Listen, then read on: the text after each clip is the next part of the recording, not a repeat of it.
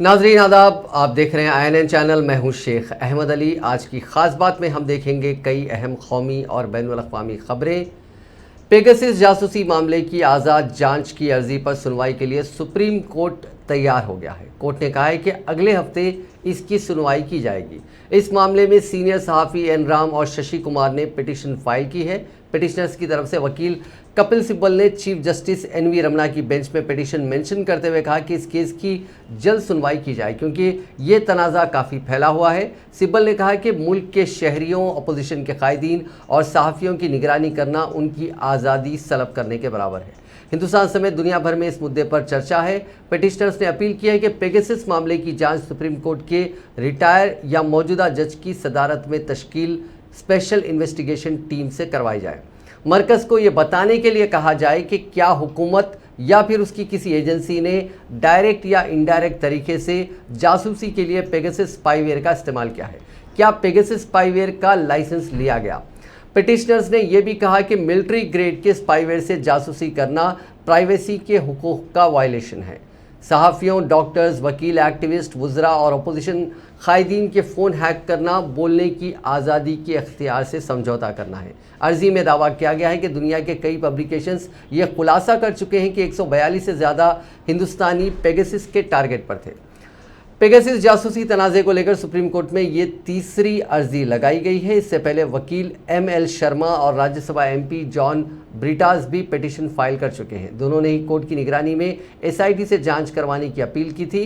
Pegasus जासूसी तनाज़े के बीच Israeli defence ministry के अहदेदारों ने जासूसी सॉफ्टवेयर पेगासस बनाने वाली कंपनी NSO के तेल अवीव में वाक़ दफ्तर पर चारशंबे के रोज़ छापा मारा। हालांकि बाद में कंपनी ने इसे एक रिव्यू नॉर्मल इंस्पेक्शन बताया। वहीं इजरायली डिफेंस मिनिस्टर बेनी गेंट्रेज ने भी फ्रांस के दौरे पर हैं, वहां की डिफेंस मिनिस्ट्री से पेगासस पर बातचीत की। पेगासस जासूसी मामले में मुल्क के 500 से ज़्यादा हस्तियों और तंजीमों ने सुप्रीम कोर्ट के चीफ जस्टिस NV रमना को चिट्ठी लिखकर दखल देने की मांग की है। इन लोगों ने हिंदुस्तान में इजरायली कंपनी NSO के पेगासस स्पाईवेयर की खरीद और इस्तेमाल को लेकर भी सवाल खड़े किए हैं। लेटर के जरिए इन हस्तियों और तंजीमों ने सुप्रीम कोर्ट से खुद दखल देने और जांच करने की गुहार लगाई है। लेटर में सवाल किया गया है कि हिंदुस्तान में इस स्पाईवेयर की खरीद किसने की थी, इसका पेमेंट किसने किया और इसे खरीदने के पीछे क्या मकसद था। लेटर में सुप्रीम कोर्ट के एक अहदेदार के मुबैना जासूसी मुद्दे का भी हवाला दिया गया, जिन्होंने साबिक चीफ जस्टिस रंजन गोगोई के खिलाफ एक इल्ज़ाम लगाया था। इन लोगों ने मीडिया में आई उन खबरों पर हैरानी जताई कि स्पाईवेयर का इस्तेमाल इंडस्ट्रियलिस्ट, जर्नलिस्ट, सियासी कायदीन, वकीलों, ह्यूमन राइट एक्टिविस्ट की निगरानी के लिए किया गया। लेटर लिखने वालों में मशहूर एक्टिविस्ट अरुणा राय, हर्ष मंदर, अंजलि भरद्वाज, वकील वृंदा ग्रोवर, जमुना जुमा सेना, प्रतीक्षा बख्शी और दीगर शामिल हैं। पेगासस जासूसी मामले और 3 ज़राई क़वानीन के हवाले से लोकसभा में मानसून इजलास के 9वें दिन भी हिज़्ब इख्तिलाफ और हुकूमत के दरमियान तातुल बरकरार रहा। हिज़्ब इख्तिलाफ की जानिब से ज़बरदस्त हंगामा किए जाने के बाद ऐवान ज़ेरी की कार्रवाई एक मरतबा इल्तवा के बाद दिन भर के लिए मुलतवी कर दी गई। दरी असना कांग्रेस समेत कई सियासी जमातों ने पेगासस जासूसी मामले पर फौरी बहस कराने का मुतालबा किया, जबकि हुकूमत ने इस मुतालबे को खारिज करते हुए कहा कि ये कोई इशू नहीं है। इसी तरह राज्यसभा में पेगासस जासूसी मामले और किसानों की तहरीक से मुतालिक अपोजिशन पार्टियों के अरकान का हंगामा जुमे के रोज़ भी जारी रहा, जिसके सबब वक्फे सिफर और वक्फे सवालात ना हो सका और लंच के बाद शोर शराबे के दरमियान ऐवान की कार्रवाई पीर तक के लिए मुलतवी कर दी गई।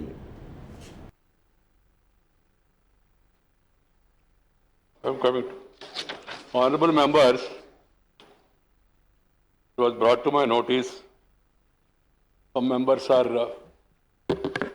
visiting in the house, सीटी बजा रहे अपना आदत के कारण से, पुराना आदत के कारण से अगर सदन है। दूसरा, some members are putting their hands on the shoulders of marshals. I don't know what prompted them. Thirdly, some people are taking placards and going and standing in front of the minister. All these things, we are taking the house to a new low. I am very much concerned about this. There are two ways. One, ignore this, allow this to become a bazaar. हर एक व्यक्ति अपना सीटी बजाते रहो. दूसरा, taking action.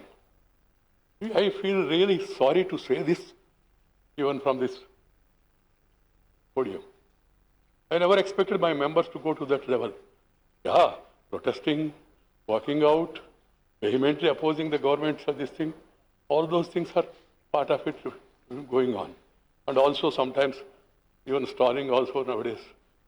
Earlier also some people were telling me there were, yes, I'm not going to that. But house का मर्यादा, कोई पद्धति, परंपरा, पार्लियामेंट देखना पड़ेगा. I just inquired, question hour and zero hour. They are members' property, not governments. Second is that private members, totally members.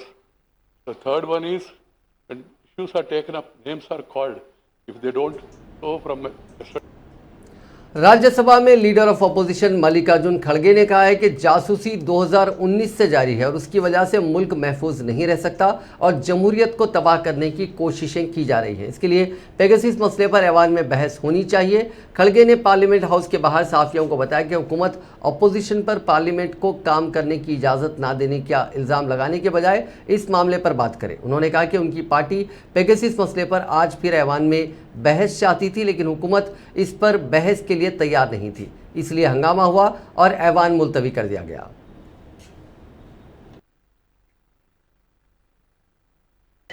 कि जो कोई लोग, जो कोई देश इस कंपनी के ओर से पेगासस की इंस्ट्रूमेंट की इस्तेमाल की है, वो सभी को स्थगित किया जाए, ये उन्होंने आदेश दिया है. तो इसका मतलब ये है कि जासूसी चल रही थी, हर देश में चल रही थी और हमारे देश में तो खास करके ये 2019 से अब तक चल रही है. इसका एक ही स्पष्ट उदाहरण मैं आपके सामने देना चाहता हूँ. नवंबर में जब राज्यसभा में एक प्रश्न पूछा गया, दिग्विजय सिंह जी हमारे सीनियर नेता, उस वक्त के आईटी मिनिस्टर ये कहे कि ये सब झूठ है, ऐसा कोई नहीं है. फिर बाद में उनके इंसिस्टेंस करने के बाद उन्होंने ये कहा कि 121 लोगों के नाम आए हैं, वो समय आने पर हम बताएंगे.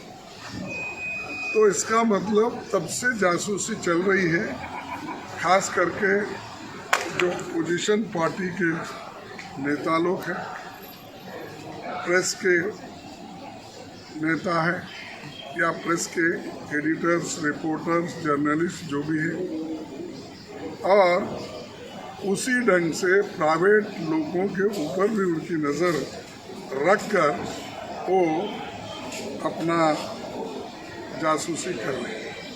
और ऐसा कहीं नहीं हुआ, किसी देश में ऐसा नहीं होता. Central board of secondary education ने जुमे के रोज़ 12वीं के बोर्ड का रिजल्ट जारी कर दिया है. स्टूडेंट्स ऑफिशियल वेबसाइट cbscresults.nic.in के ज़रिए अपना रिजल्ट चेक कर सकते हैं. इस साल इम्तिहानात में जुमला 99.37% स्टूडेंट्स पास हुए हैं. ये अब तक का हाईएस्ट पासिंग परसेंटेज रहा.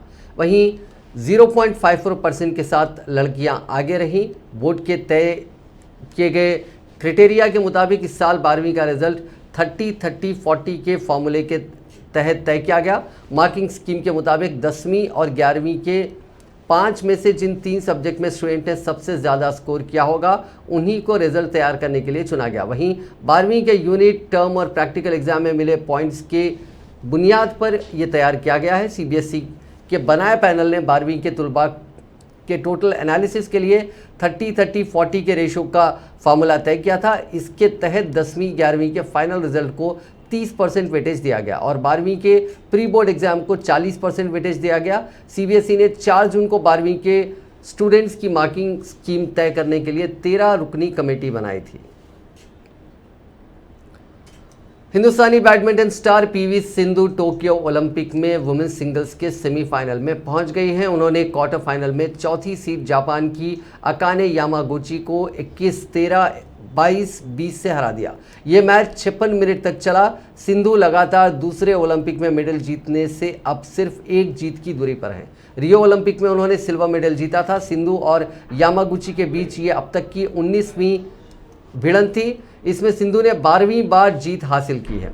मैच के दौरान यामागुची 5 बार कोर्ट पर गिरी। दूसरी जानिब मेंस हॉकी में हिंदुस्तान ने पूल ए के आखिरी मैच में जापान को 3-2 से हरा दिया। इसके साथ ही हिंदुस्तानी टीम ने अपने पूल में दूसरे मकाम पर रहते हुए क्वार्टर फाइनल में एंट्री की है। हिंदुस्तान की जानिब से गुरनजीत सिंह ने सबसे ज़्यादा 2 गोल किए। इससे पहले दिन की शुरुआत में हिंदुस्तान के लिए शानदार खबर आई। वुमेन बॉक्सर लवलीना बोरगोहेन ने 69 केजी वेट कैटेगरी के सेमीफाइनल में जगह बनाकर मुल्क के लिए एक और मेडल पक्का कर दिया है। हालांकि एक दीगर खातून बॉक्सर सिमरनजीत सिंह और 60 केजी कैटेगरी वेट में हारकर वो बाहर हो गई। दूसरी जानिब तीरंदाज दीपिका कुमारी क्वार्टर फाइनल मुकाबला हारकर मेडल की होड़ से बाहर हो गई हैं। वुमेन्स हॉकी टीम ने आयरलैंड को 1-0 से हराकर क्वार्टर फाइनल में पहुंचने की अपनी उम्मीद कायम रखी है। हफ्ते के रोज़ हिंदुस्तान का सामना साउथ अफ्रीका से होगा। इसके बाद तय होगा कि women's hockey team quarter final में पहुंचती है या नहीं।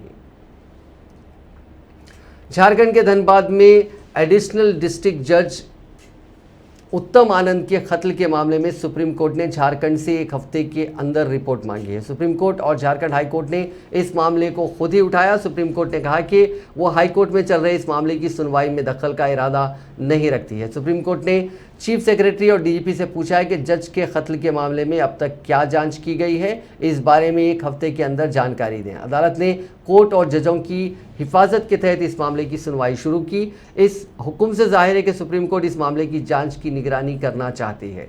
जज के कत्ल के कुछ ही घंटों के बाद chief justice of India NV Ramana ने झारखंड हाईकोर्ट के चीफ जस्टिस से बातचीत की थी। सुप्रीम कोर्ट बार एसोसिएशन के सदर विकास सिंह ने चीफ जस्टिस के सामने ये मामला रखा था। उन्होंने कहा था कि ये कोर्ट की आज़ादी या जुडिशरी की आज़ादी पर हमला है। अगर जुडिशरी को आज़ाद रहना है तो जजों को महफूज रखना होगा। एक जज की इस तरह से एक जज का कत्ल नहीं किया जा सकता। इस मामले की जांच CBI से कराई जानी चाहिए क्योंकि लोकल पुलिस की इसमें मिली भगत हो सकती है। उत्तर प्रदेश के कौशाम्बी में जज को जान से मारने की कोशिश के मामले में नया मोड़ आया है। SP कौशाम्बी राधेश्याम विश्वकर्मा ने दावा किया कि जज साहब ने कार की एक्सीडेंट के बाद मुलजिमीन से पैसे की लेन देन की बात की थी। जब दोनों में बात नहीं बनी तो जज साहब ने इल्ज़ाम लगा दिया कि उन्हें जान से मारने की कोशिश हुई है। फिलहाल मामले में जज की शिकायत पर FIR दर्ज कर ली गई है। मामला फतेहपुर के पॉस्को कोर्ट में एडिशनल डिस्ट्रिक्ट जज मोहम्मद अहमद खान से जुड़ा है। उनका इल्ज़ाम है कि जुमेरात की शाम वो प्रयागराज से फतेहपुर जा रहे थे। इस बीच एक तेज़ रफ्तार इनोवा ने उनकी कार को टक्कर मार दी। हादसे में वो बाल बाल बच गए। ADG का इल्ज़ाम है कि महज ये एक हादसा नहीं बल्कि उन्हें मारने की कोशिश थी। उन्हें बताया गया कि 2020 में वो बरेली में तैनात थे। इस दौरान उन्होंने एक मुलजिम की ज़मानत की पिटीशन खारिज कर दी थी। उसने सभी अफराद ख़ानदान को जान से मारने की धमकी दी थी। ADJ मोहम्मद अहमद खान ने बताया कि एक्सीडेंट में गनर ड्राइवर और उन्हें हल्की चोटें आई हैं। टक्कर मारने के बाद नशे में धुत 3 इनोवा सवार लोगों ने उनसे बदसलूकी भी की थी। अगर आपने अभी अभी पढ़ाई पूरी की है तो आपके लिए अच्छी खबर है। अगस्त और सितंबर आपके लिए शानदार साबित होने वाला है। ऐसा इसलिए क्योंकि कंपनियां अगले 2 महीनों में बड़े पैमाने पर फ्रेशर्स को नौकरी पर रखने वाली है। हायरिंग पर नजर रखने वाली मुल्क की अहम कंपनी टीम लीज ने जुलाई से सितंबर 2021 के लिए एम्प्लॉयमेंट आउटलुक में ऐसे इम्कान जाहिर किए हैं। एम्प्लॉयमेंट आउटलुक के मुताबिक जुलाई से सितंबर तिमाही में जुमला एंट्रेंस टू हायर यानी भर्ती का जो इरादा रखते हैं उन्हें 4% से बढ़ाकर 38% ये हो गया है, जो कि अप्रैल से जून के तिमाही में 34% था। फ्रेशर्स को भर्ती करने का इरादा भी बीती तिमाही के मुकाबले में 7% बढ़ा है। अमेरिका के बाद हिंदुस्तान ही ऐसा मुल्क है जहां नई भर्तियां करने के इरादे में 4% की बढ़ोतरी हुई है। टीम लीज सर्विसेज के को founder and executive vice president Ritu Chakraborty ने कहा है कि कोविड वबा की दूसरी लहर करीब कंट्रोल में है। लगभग सभी इंडस्ट्रीज कोरोना की दूसरी लहर से उभर चुकी हैं और ग्रोथ की तरक्की की जानिब बढ़ रही हैं। मुल्क के ज़्यादातर हिस्सों में पाबंदियां हट गई हैं। इसके चलते माशी सरगर्मियां तेज़ हो गई हैं। अमेरिकी आईटी कंपनी कॉग्निजेंट इस साल हिंदुस्तान में करीब 1 लाख लोगों को रोजगार देने का इरादा रखती है। कंपनी ने 30,000 फ्रेश ग्रेजुएट्स भी भर्ती करने की उम्मीद जताई है। कंपनी ने यह भी कहा है कि वो 2022 तक फ्रेशर्स के लिए 45,000 नौकरियां ऑफर करेगी।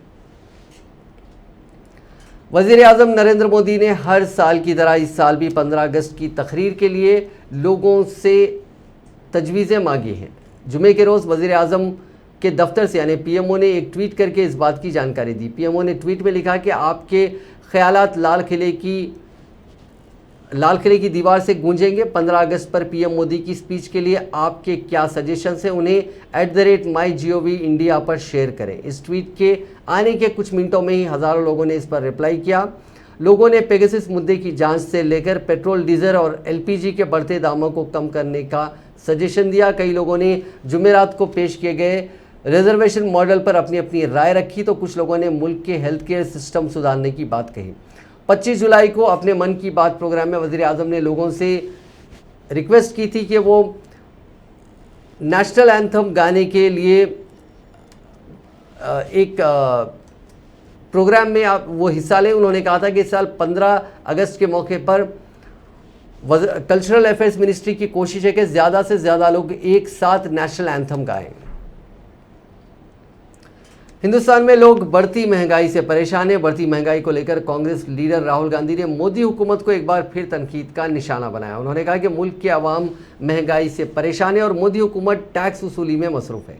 महंगाई के ताल्लुक से आज राहुल गांधी ने एक ट्वीट किया जिसमें उन्होंने लिखा कि सभी सामान महंगे होते जा रहे हैं, सारिफीन परेशान है, लेकिन क्या इसका थोड़ा भी फ़ायदा छोटे कारोबारी, दुकानदारों या किसानों को हो रहा है? नहीं, क्योंकि ये महंगाई दरअसल मोदी हुकूमत की अंधाधुंध टैक्स वसूली है। इस ट्वीट के साथ उन्होंने #टैक्स एक्सटॉर्शन भी लगाया। काबिल जिक्र है कि जुमेरात को भी राहुल गांधी ने एक ट्वीट किया था जिसमें महंगाई, किसान और पेगासस इशू पर मोदी हुकूमत को तनकीद का निशाना बनाया गया था। उन्होंने कहा था कि हुकूमत पार्लियामेंट का वक्त बर्बाद कर रही है, पार्लियामेंट में कार्रवाई के दौरान अपोजिशन को बोलने का मौका नहीं दिया जा रहा है। साथ ही उन्होंने ये भी कहा था कि हमारी जमहूरियत की बुनियाद है कि पार्लियामेंट आवाम की आवाज़ बनकर कौमी अहमियत के इशूज़ पर बहस करे। मोदी हुकूमत अपोजिशन को ये काम करने नहीं दे रही है। हिमाचल प्रदेश के सिरमौर में लैंडस्लाइडिंग के बाद सड़कें ब्लॉक हो गई हैं। बरवास के पास नेशनल हाईवे 707 पर ट्रैफिक रोक दिया गया। यहां बारिश के बाद लैंडस्लाइडिंग की वजह से पहाड़ में दरार पड़ गई है और चट्टानें टूटकर गिरने लगी हैं। पहाड़ी खिसकने की वजह से रास्ता भी टूट गया। सैकड़ों की तादाद में लोग रास्ते में फंस गए हैं और कई घंटों से लंबा जाम लगा हुआ है। पोंटाना साहिब को कनेक्ट करने वाला NH 707 को उत्तराखंड वाले भी यूज़ करते हैं। लैंडस्लाइडिंग की वजह से कई लोगों ने भागकर अपनी जान बचाई। IMD के मुताबिक 1 अगस्त तक मुल्क के नॉर्थ, वेस्ट, ईस्ट और सेंट्रल पार्ट में तेज़ बारिश होने का इम्कान है। इसके अलावा जुमे के रोज़ बिहार, राजस्थान, उत्तराखंड, छत्तीसगढ़ और झारखंड समेत कई इलाकों में भारी बारिश के लिए रेड अलर्ट जारी किया गया है। में भी आज बारिश का इम्कान है।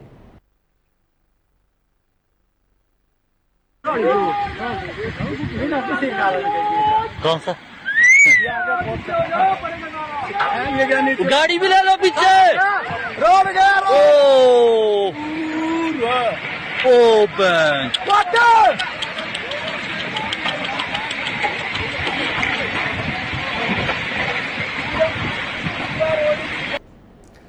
सॉफ्ट पोर्न केस में गिरफ्तार हुए बिजनेसमैन राज कुंद्रा की मुश्किलें खत्म नहीं हो रही हैं। बीजेपी MLA और तर्जुमान राम कदम ने कुंद्रा और उनकी कंपनी पर ऑनलाइन गेम GOD के जरिए हज़ारों करोड़ रुपए की धोखाधड़ी का इल्ज़ाम लगाया है। कदम ने गैम्बलिंग गेम के जरिए पैसों की कमाई और डिस्ट्रीब्यूशन के नाम पर गरीब लोगों के पैसे हड़पने का इल्ज़ाम भी लगाया। जुमे के रोज़ राम कदम ने प्रेस कॉन्फ्रेंस के दौरान इल्ज़ाम लगाया कि राज कुंद्रा ने इस गेम की तशहीर के लिए एक्टर शिल्पा शेट्टी के नाम और तस्वीरों का इस्तेमाल किया था। कदम ने कहा कि राज कुंद्रा ने ऑनलाइन गेम गॉड के जरिए धोखाधड़ी की। शिल्पा शेट्टी की हम काफ़ी उनके टैलेंट की इज्जत करते हैं, लेकिन इस गेम में तशहीर के लिए शिल्पा शेट्टी के चेहरे का इस्तेमाल किया गया। कदम का कहना है कि राज कुंद्रा की वियान इंडस्ट्री के नाम पर कंपनी है जिसमें वो डायरेक्टर हैं। वियान कंपनी का नाम गॉड यानी गेम ऑफ डॉट्स इस नाम का एक खेल है। इसे एक लीगल ऑनलाइन गेम बताया गया है।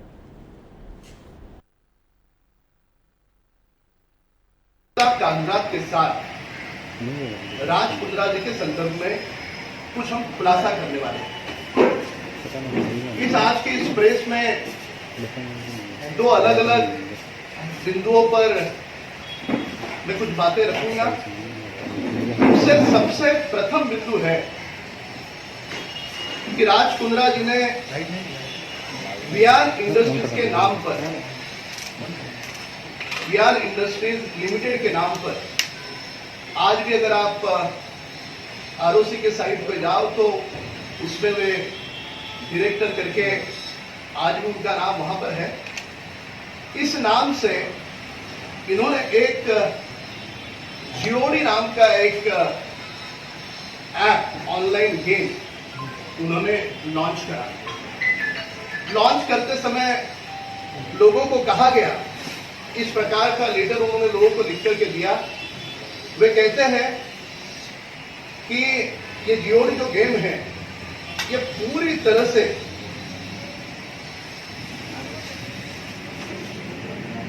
VR industries limited is classified as a. Corona की तीसरी लहर का कहर दुनिया भर में जारी है। पिछले 24 घंटों में 6,55,000 नए मामला सामने आए हैं और 9 जून के बाद लगातार दूसरे दिन कोरोना से मरने वालों की तादाद 10,000 के पार गई है। बीते 24 घंटों में 10,290 मुतासरीन की मौत हुई है। जुमेरात के रोज़ 4,09,000 लोगों ने इस बीमारी को मात दी थी। दुनिया में सबसे ज़्यादा मामले अमेरिका में सामने आ रहे हैं। यहाँ पिछले 24 घंटों में 88,052 नए केसेस दर्ज हुए। ये तीसरी लहर में लगातार दूसरा दिन है जब अमेरिका में नए मामले 80,000 से ज़्यादा हुए। इससे पहले अमेरिका में 13 फरवरी को 88,439 मामले सामने आए थे। जुमेरात को वहाँ 372 लोगों की कोरोना इन्फेक्शन की वजह से जान गई थी। हिंदुस्तान में खतरनाक दूसरी लहर के लिए जिम्मेदार कोरोना का डेल्टा वेरिएंट अब मिडिल ईस्ट के मुल्कों में कहर बरपा रहा है। वर्ल्ड हेल्थ ऑर्गेनाइजेशन ने जुमेरात के रोज़ बताया कि डेल्टा वेरिएंट की वजह से मिडिल ईस्ट के ज़्यादातर मुल्क चौथी लहर का सामना कर रहे हैं। हालांकि मुतासरीन और अमवात के आंकड़े पर नज़र डालें तो इनमें ज़्यादातर लोग ऐसे हैं जिन्हें वैक्सीन की एक भी डोज नहीं लग पाई है। मिडिल ईस्ट में WHO के रीजनल डायरेक्टर डॉक्टर अहमद अल मंधारी ने बताया कि मिडिल ईस्ट के 22 में से 15 मुल्कों में डेल्टा वेरिएंट के मामले रिपोर्ट किए गए हैं। इन मुल्कों में वैक्सीनेशन का रेट काफ़ी कम होने की वजह से कोरोना इन्फेक्शन के फैलना एक बड़ी वजह माना जा रहा है। 2 महीने पहले के मुकाबले यहाँ पिछले महीने कोरोना के मामले 55% तक बढ़े हैं। वहीं अमवात की बात करें तो इसमें भी 15% की बढ़ोतरी रिकॉर्ड की गई है। यहाँ हर हफ्ते 3,10,000 मामले और 3,500 अमवात दर्ज हुई हैं। WHO के बयान के मुताबिक इन दिनों ईरान, इराक, तुनीशिया और लीबिया में कोरोना सबसे ज़्यादा कहर बरपा रहा है। पिछले कुछ हफ्तों में हॉस्पिटल में भर्ती होने वाले मरीजों की तादाद बढ़ी है। कई हॉस्पिटल लगभग फुल हो चुके हैं। यहाँ ICU और ऑक्सीजन सप्लाई में दिक्कतों का सामना करना पड़ रहा है। गौर करने वाली बात यह है कि मिडिल ईस्ट में अब तक 4,10,00,000 लोगों को वैक्सीन की दोनों डोजेस दी जा चुकी हैं। यह इस इलाके की टोटल आबादी का सिर्फ 5.5% ही है। इन वैक्सीन डोजेस में भी 40% वैक्सीन हाई इनकम मुल्कों में लगाई गई है। इलाके में इन मुल्कों की आबादी सिर्फ 8% है। हिंदुस्तान में कोरोना के मामले एक बार फिर बढ़ने लगे हैं। यहाँ जुमेरात के रोज़ 44,667 मुतासरीन की पहचान हुई, 42,107 मरीज ठीक हुए और 549 लोगों की मौत हुई। मुल्क में नए मुतासरीन का आंकड़ा पिछले 24 दिनों में सबसे ज़्यादा है। इससे पहले 7 जुलाई को 45,701 लोगों की कोरोना रिपोर्ट पॉजिटिव आई थी। वहीं केरल में कोरोना के आंकड़े अब डराने लगे हैं। यहाँ बीते 3 दिन से रोज़ाना 22,000 से ज़्यादा केसेस आ रहे हैं। पिछले 24 घंटों में यहाँ 22,064 लोगों की रिपोर्ट पॉजिटिव आई। यह आंकड़ा मुल्क में आए नए केसेस का लगभग आधा है। इससे पहले यहाँ 27 जुलाई को 22,129 और 28 जुलाई को 22,056 केसेस आए थे। उधर तमिलनाडु और कर्नाटका में भी मामलों में इजाफा देखा जा रहा है। बीते दिन कर्नाटक में 2052 में 19 दिन बाद रोज़ाना कोरोना मुतासरीन का आंकड़ा 2,000 के पार पहुंचा है। इससे पहले यहाँ 10 जुलाई को 2,162 मामले सामने आए थे। हिंदुस्तान में भी मिक्स्ड एंड मैच वैक्सीन को लेकर जल्द ही ट्रायल शुरू हो सकता है। जराये के मुताबिक central drug standard control organization यानी CDSCO के एक्सपर्ट पैनल ने कोवैक्सीन और कोविशील्ड के डोज की मिक्सिंग को लेकर ट्रायल की मंजूरी देने की सिफारिश की है। क्रिएशन मेडिकल कॉलेज माफ़ कीजिएगा, क्रिश्चियन मेडिकल कॉलेज वेल्लूर में दोनों वैक्सीन के इंटरचेंजेबिलिटी स्टडी प्रोटोकॉल के लिए सब्जेक्ट एक्सपर्ट कमेटी से मंजूरी के लिए एप्लीकेशन दिया गया है। एससीसी ने भारत बायोटेक की कोवैक्सीन और एक और वैक्सीन एडेनो वायरस इंट्राजेनल वैक्सीन के इंटरचेंजेबिलिटी स्टडी प्रोटोकॉल का ट्रायल मंजूर करने की सिफारिश की। हालांकि कमेटी ने भारत बायोटेक से अपने स्टडी टाइटल से इंटरचेंजेबिलिटी लफ्ज हटाकर रिवाइव्ड प्रोटोकॉल देने का हुक्म दिया है। हिंदुस्तान की senior leg spinner Yuzvendra Chahal और spin bowling allrounder Krishnappa Gautam भी कोरोना से मुतासिर पाए गए हैं। ये दोनों कृणाल पांड्या से क्लोज कांटेक्ट में थे। इस वजह से वो आखिरी 2 T20 मैच भी नहीं खेल सके। पहले T20 के बाद 27 जुलाई को कृणाल भी मुतासिर मिले थे। ये तीनों खिलाड़ी अब हिंदुस्तान नहीं लौटेंगे। कृणाल के कोरोना पॉजिटिव पाए जाने के बाद इंडिया और श्रीलंका के बीच दूसरे T20 मैच को टाल दिया गया था। ये मुकाबला 27 जुलाई को होना था, जो बाद में 28 जुलाई को खेला गया। चहल और गौतम के अलावा हार्दिक पांड्या, सूर्य कुमार यादव, पृथ्वी शाह, मनीष पांड्या और ईशान किशन भी कृणाल के राब्ते में आए थे। ये सभी खिलाड़ी कोरोना प्रोटोकॉल की वजह से श्रीलंका के खिलाफ दूसरे और तीसरे T20 में टीम इंडिया का हिस्सा नहीं थे। टीम के बाकी खिलाड़ी कोलंबो से आज हिंदुस्तान के लिए रवाना होंगे। इसमें कृणाल के क्लोज कांटेक्ट में आने वाले 4 खिलाड़ी हार्दिक, मनीष, दीपक और ईशान भी शामिल हैं। इन सभी की RT-PCR टेस्ट में कोरोना रिपोर्ट नेगेटिव आई है। आलमी वबा कोरोना को शिकस्त देकर रूबह सेहत होने वाले अफराद को जहां ब्लैक फंगस से मुकाबले का सामना है, वहीं उनमें डेंगू की अलामत भी पाई जा रही हैं, जिसकी वजह से ऐसे मरीजों में प्लेटलेट्स तेजी के साथ कम हो रहे हैं। कोविड से मुतासिर होने के बाद भी सेहतमंद होने वाले अफराद में डेंगू की वजह से तशवीश पाई जाती है। ग्रेटर हैदराबाद के हुदूद में गुज़िश्ता 2 हफ्तों के दौरान इस तरह के केसेस में इजाफा देखा जा रहा है। हम आपको इस पूरे मामले पर कल की खास बात में हम एक तफसीली रिपोर्ट आपको दिखाएंगे। अभी रुख करते हैं कुछ और ख़बरों की तरफ। एक दिलचस्प खबर आपको हम बताएंगे कि एक शख्स को जो पहले मुर्दा डिक्लेयर किया गया था, करीब 40 साल तक, उसे बाद में फिर वो शख्स जिंदा निकला।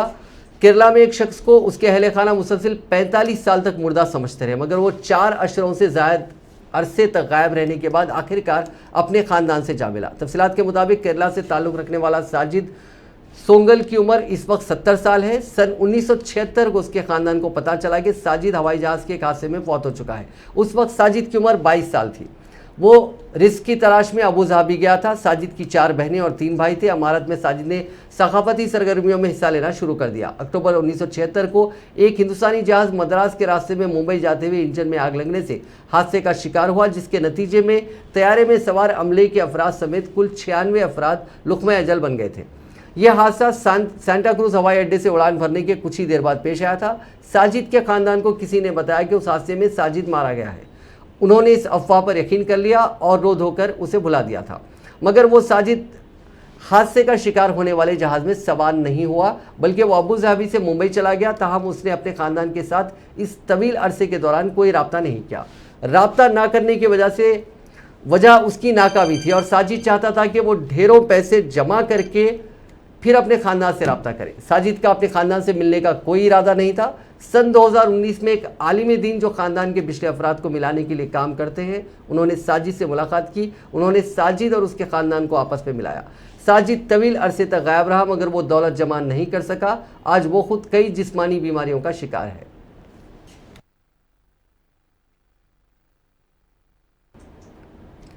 नाजरीन, आज की खास बात में बस इतना ही। आपसे कल मुलाकात होगी नई खबरों के साथ, नए एनालिसिस के साथ। फिलहाल दीजिए इजाज़त। खुदा हाफिज़।